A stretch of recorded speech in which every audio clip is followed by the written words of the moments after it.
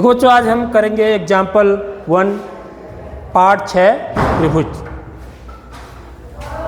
ये उदाहरण बहुत ही इम्पोर्टेंट है।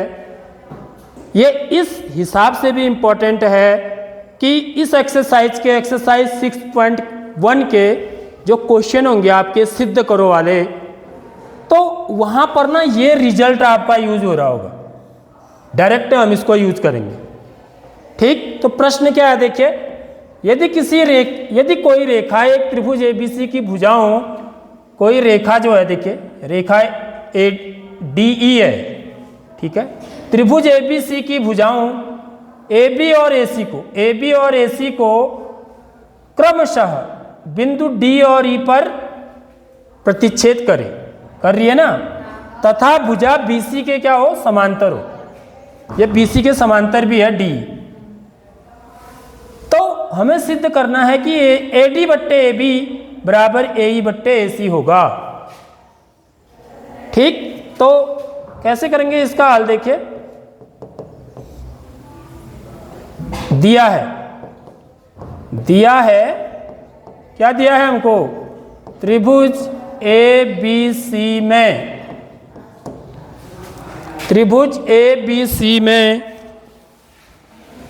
DE समांतर है किसके, BC के। यदि किसी त्रिभुज में किसी एक भुजा के समांतर हम कोई रेखा खींचते हैं जो कि अन्य दो भुजाओं को भिन्न भिन्न बिंदुओं पर प्रतिच्छेद करते हुए जाती है, तो यहाँ पर हम क्या करते हैं बच्चों, थेल्स प्रमेय या आधारभूत समानुपाती प्रमेय का प्रयोग करते हैं। तो आधारभूत समानुपाती प्रमेय क्या कहता है कि यदि किसी त्रिभुज में किसी एक भुजा के समांतर अन्य दो भुजाओं को भिन्न भिन्न बिंदुओं पर प्रतिच्छेद करने वाली एक रेखा खींची जाती है, तो यह रेखा अन्य दो भुजाओं को एक ही अनुपात में विभाजित करती है। यानी कि मेरा क्या होगा, AD बट्टे DB किसके बराबर हो जाएगा, AE बट्टे EC के। इसलिए AD बट्टे DB बराबर AE बट्टे EC। ये कहाँ से आया मेरा, आधारभूत समानुपाती प्रमेय, या इसको हम क्या बोलते हैं, थेल्स प्रमेय से। ठीक है, ये इतना तो हम जानते हैं क्योंकि हम थेल्स प्रमेय पढ़ चुके हैं। ठीक है, अब इसके आगे की कहानी कैसे बनेगी, ठीक है, वो समझना है। क्योंकि अब हम उसको समझने के लिए हमें क्या करना पड़ेगा, हमें जो चीज़ सिद्ध करनी है जरा वो चीज़ देखनी पड़ेगी। ठीक है, तो यहाँ पर AD बट्टे AB बोल रहा है बच्चों, देखो ये अभी तक हम AD बट्टे DB कर रहा था ना, अब AD के साथ ये पूरी भुजा AB ले रहा है, देखो ये नीचे, और यहाँ पर AE बट्टे AC कह रहा है। AC मतलब A से लेके C तक। ठीक, तो मेरे को AB कैसे मिलेगा, असली बात यह है यहाँ पर सीखने की, बस और कुछ नहीं। ठीक है, AB मुझे कैसे मिलेगा बताओ। यदि मैं क्या करूँगा, AD और DB को क्या कर दूंगा, जोड़ दूंगा, AD धन DB, तब मेरे को AB मिलेगा। ऐसे ही मुझे AC कब मिलेगा, AE धन EC।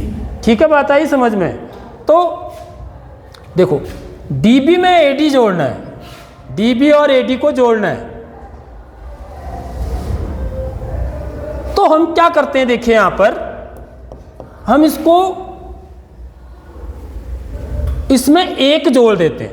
ठीक है, मेरे को रिजल्ट में क्या चाहिए, लेकिन AD चाहिए, लेकिन रिजल्ट में देख लो एक चीज, रिजल्ट में क्या चाहिए, AD। तो मेरे को AD को बचाना है, AD को जिंदा रखना है, समझ रहे हो बात। और किसको रखना है, AE को भी जिंदा रखना है, क्योंकि AE भी है, देखो ये AD और AE है यहाँ पर, यानी कि इसको हमें जिंदा रखना है, क्योंकि बदलना नहीं है।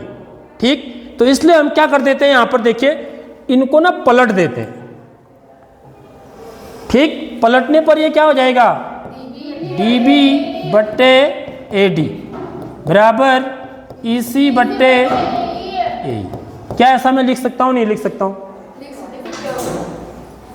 देखो कैसे लिख सकता हूँ इसको मैं, ऐसा देखिए, यदि मेरे पास 1/2 बराबर, ठीक, क्या है 3/6 ये होते हैं ना बराबर। तो यदि मैं इनको पलट दूं तो ये 2/1 बन जाएगा, ठीक, और ये क्या बन जाएगा 6/3। अब भी ये बराबर है या नहीं है, देखो है, क्योंकि इसका मान 2 है, इसका मान भी कितना है 3 दूनी 6, इसका मान भी 2 है। समझ में आ रही बात? यानी कि यदि मेरे पास दो भिन्न हैं जो आपस में बराबर हैं, यदि मैं उनका पलट दूं, उनका व्युत्क्रम, क्या बोलते हैं इसको, व्युत्क्रम, अंश को हर कर दूं, हर को अंश कर दूं, ठीक है, दोनों साइड, तब भी यह समीकरण क्या रहेगी मेरी, बराबर रहेगी। ठीक है, समझ आ गई नहीं आई बात? ये बात समझ आ गया? हमें क्या करना है, इसको पलट देना है।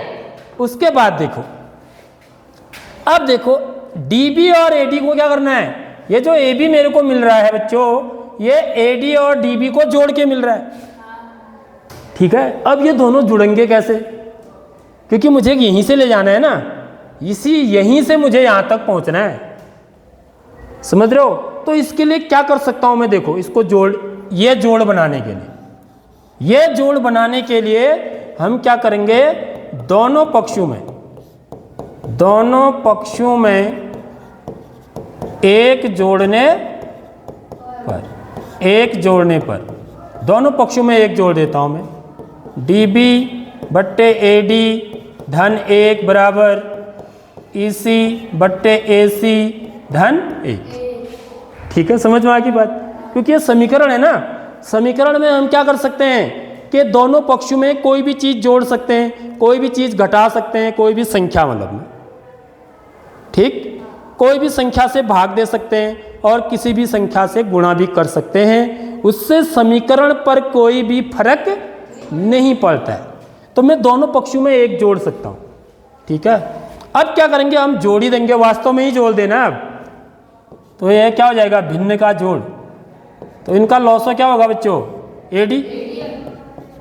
AD का भागा AD में एक बार, 1 से DB को गुणा करेंगे तो क्या आएगा, DB आएगा, धन 1 का भागा AD में AD बार, AD को 1 से गुणा करोगे AD, देखो DB धन AB आ गया, नहीं आ गया, देखो DB धन AD आ गया ना, आ गया, ये तो चाहिए था मुझे।